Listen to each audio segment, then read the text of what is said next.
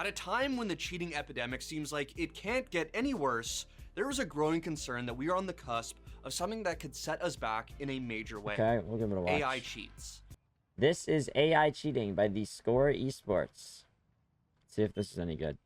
All while Valve and other devs are supposedly working behind the scenes on AI detection models, hackers are doing the very same thing to better disguise themselves.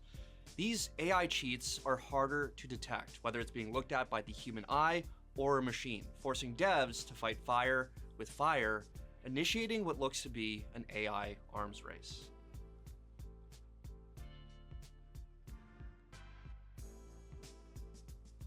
In my ongoing quest to understand and uncover everything I can about cheating, the topic of AI has continually popped up in both conversations about anti-cheat and cheats themselves. Now, as I'm sure we all know, back in 2018, Valve confirmed that they were using deep learning to try and combat cheaters. This came as a direct result of cheating evolving at a rate that just was impossible for them to keep up with. In fact, in that very same GDC conference, Valve programmer John McDonnell confirmed that that's part of the reason they intentionally don't speak about VAC very often. We don't talk about VAC very often, and the reason that we don't talk about VAC is that talking about it makes it less. They don't talk about anything very often. In particular, talking about detections just stops them from working. In their simplified elevator pitch, they come to the conclusion that if a player using Counter-Strike's Overwatch can detect common patterns that would suggest someone is cheating, and deep learning is good at recognizing patterns, then it should be able to detect cheaters. Theoretically, this AI would be able to keep up with cheaters faster than a human could, constantly learning and getting stronger. Pretty sound argument. And fast forward to CS2, that's what a lot of us thought we were getting. This deep learning AI VACnet system that could detect cheaters based on Valve's extensive library of data. But it became painfully obvious that it wasn't working. Cheating was at an all-time high with CS2, and I made about 100 videos covering the problem until Valve finally brought back Overwatch and things got slightly better. But I wanted to know why it didn't work. No. Overwatch isn't back yet, though.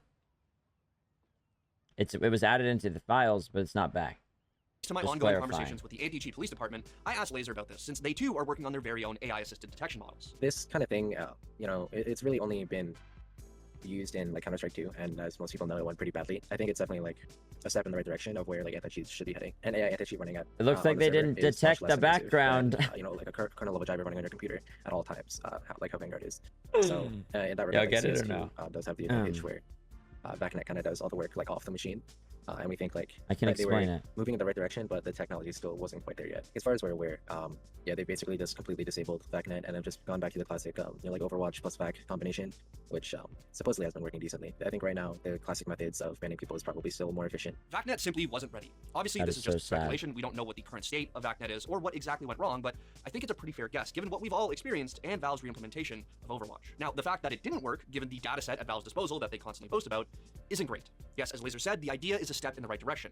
The issue is that we might be running against the clock here. Valve isn't the only one using deep learning and AI. Cheaters have been doing the same thing for quite some time now, and every day they get better. We think that like the next stage in cheating will be largely revolving around AI, where instead of like having hardware cheats, which is where like most of the like super high level cheats are, we think that it'll probably move into peripheral spoofing, where like there's an AI that like controls your mouse, but your mouse is still controlled by the AI who's like that's like reading your screen and moving your mouse towards like enemies, for example. Laser explained to me that his earliest memory of AI cheats was back in 2017 with Platinum Cheats. It was an aimbot that he says was able to record your mouse inputs and dynamically adjust itself to better match your natural aiming style to make you look legit. In 2021, this industry got even worse with the ACPD reporting on these types of AI-assisted cheats, even working on console. Thankfully, giants like Activision stepped in since the problem was getting worse in games like Warzone, but they never fully went away. I won't name them, but today there are even more of these programs that make it look like you're not actually cheating, and they work even better and in a larger list of games. But why does the AI part of this make these cheats so much more of an issue? As I spoke about in my video covering hardware cheats, they are already difficult to detect because they run on separate hardware. So how does deep learning complicate them even more? Well, think about it this way. If I train AI to learn how to pick up on habits seen in a different player, but at the same time, AI is training aimbot to act more naturally, it's going to be difficult for my system to identify what is legit and what's not, which can lead to false positives or the anti-cheat not working at all. Even your standard... So chat, I could just get a box that does all of the cheating, and no one could learn about it ever. Huh.